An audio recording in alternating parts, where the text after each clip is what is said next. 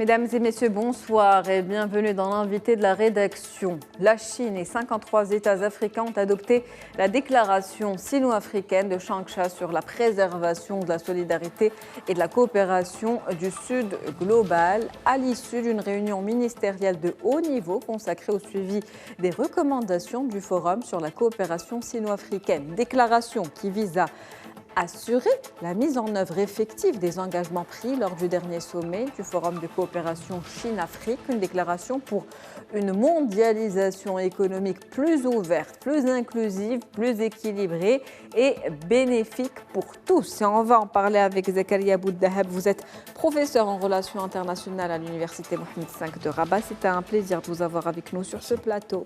Merci Madame Khmelichi. Alors, la Chine qui s'est engagée donc, dans cette déclaration a accordé une exonération totale des taxes douanières à l'ensemble des catégories des produits exportés par les 53 pays africains. Alors, c'est une annonce quand même importante, forte, une symbolique aussi importante dans ce renforcement des liens entre la Chine et les pays africains.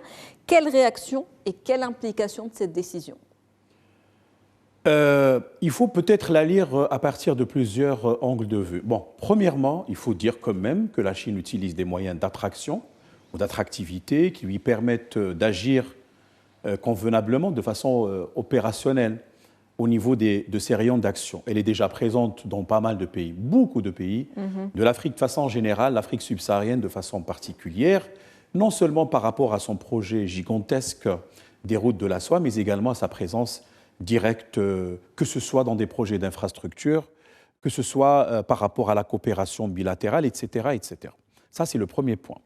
Le deuxième point, l'interrogation fondamentale, me semble-t-il, elle est tout à fait légitime, c'est que les pays, les 53 d'ailleurs, qui sont concernés par le forum sino-africain, d'ailleurs, dans sa réunion ministérielle des coordinateurs, comme vous l'avez soulevé d'emblée, ne sont pas tous sur un pied d'égalité sur le plan commercial. On ne peut pas, par exemple, mettre sur un pied d'égalité l'Angola, Namibie, Lesotho, Zambie, etc.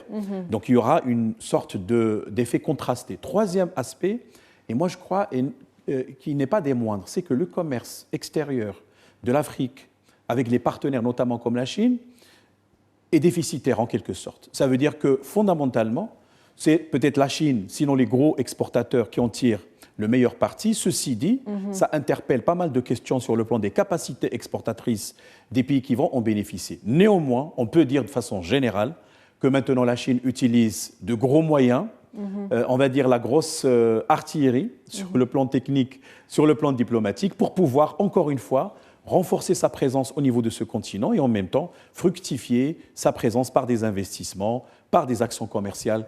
Et donc, la réduction jusqu'à zéro ne viendrait que renforcer cette approche. Vous l'avez dit, donc la Chine qui utilise des gros moyens, parce que cette annonce vient s'ajouter à d'autres mesures tarifaires qui ont déjà été accordées à certains pays à faible économie africaine. On assiste aujourd'hui à une nouvelle ère de coopération Chine-Afrique.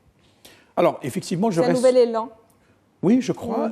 Pourquoi ? Parce que déjà, d'ailleurs, on parle de ce forum qui s'organise depuis l'an 2000 tous les 3 années. Le dernier, donc le sommet, c'était en septembre 2024 à Pékin. Et à chaque fois, on adopte une déclaration finale assez substantielle avec des mesures opérationnelles. Et le commerce extérieur de façon générale, c'est-à-dire les exportations, les importations, on occupe une place de choix. C'est un peu la pierre angulaire de toute approche d'intégration. Nord-Sud, Sud-Sud. Et la Chine se considère comme étant membre du G77 plus la Chine.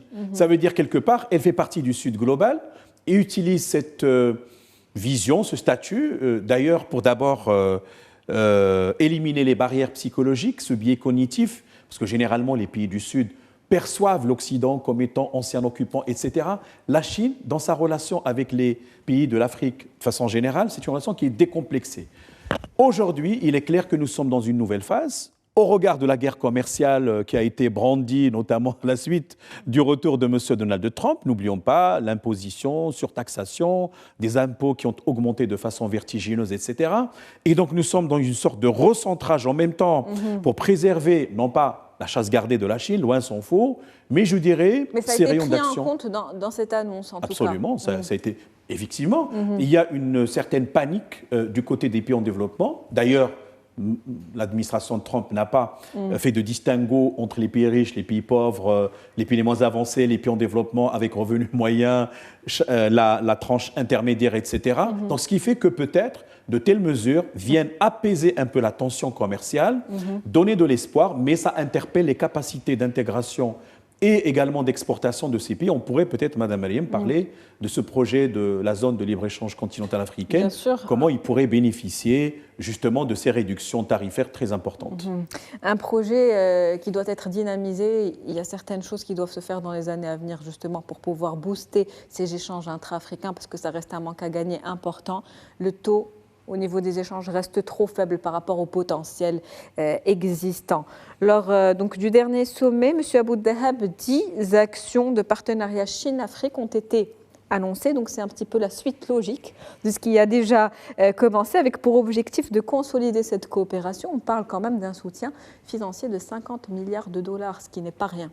Ce qui n'est pas rien, alors ça interpelle encore une fois la capacité de préparabilité, entre guillemets, de ces pays récipiendaires potentiellement, de ces fonds qui vont être alloués. Je sais que la Chine a des capacités de financement considérables, ça c'est le premier point.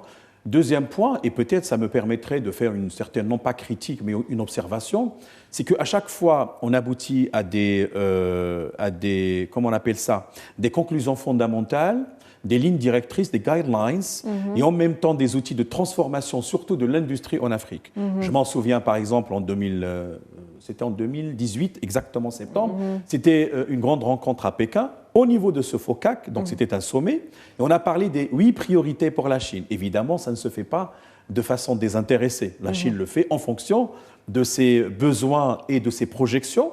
Les Chinois font des préconisations qui vont au-delà de 500 ans. C'est assez important, dans leur culture, c'est important.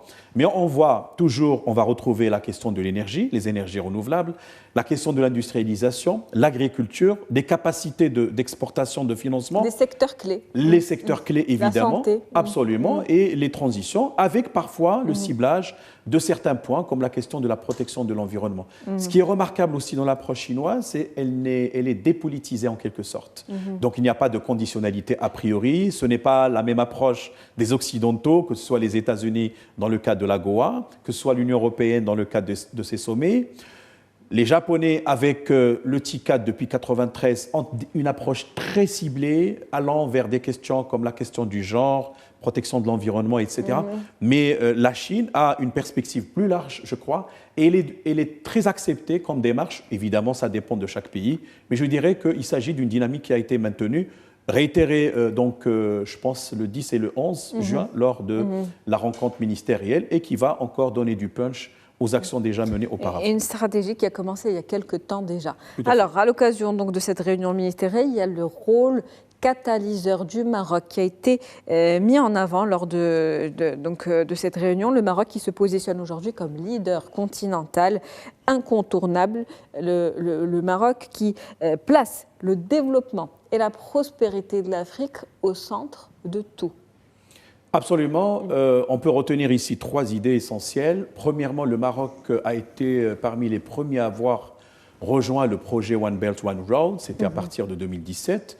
Et Sa Majesté a visité la Chine, Pékin, en 2016. Il y a eu beaucoup d'instruments juridiques conclus, des MOU, plus de 13. Ça concerne la culture, l'éducation, etc. On peut parler de Confucius, par exemple.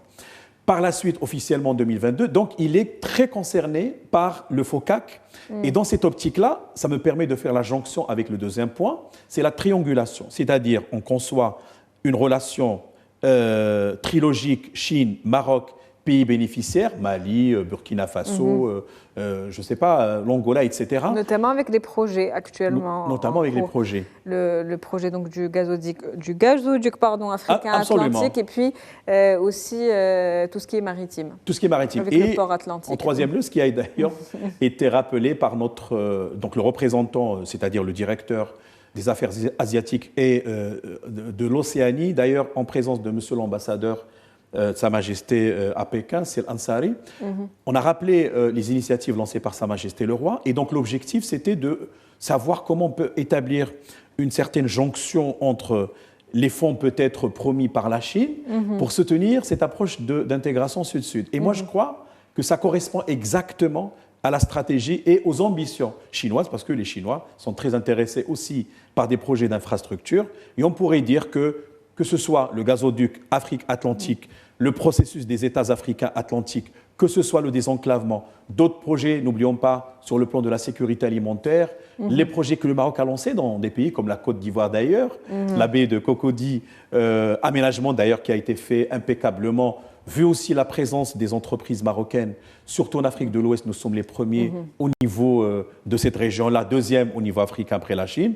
Cela dit, ça donne, je pense, une certaine ratio legis, comme on dit, une raison d'être, aux initiatives marocaines qui se combinent parfaitement avec la démarche chinoise. Rappelons que c'est un rapprochement sud-sud qui bénéficie également aux pays du Nord.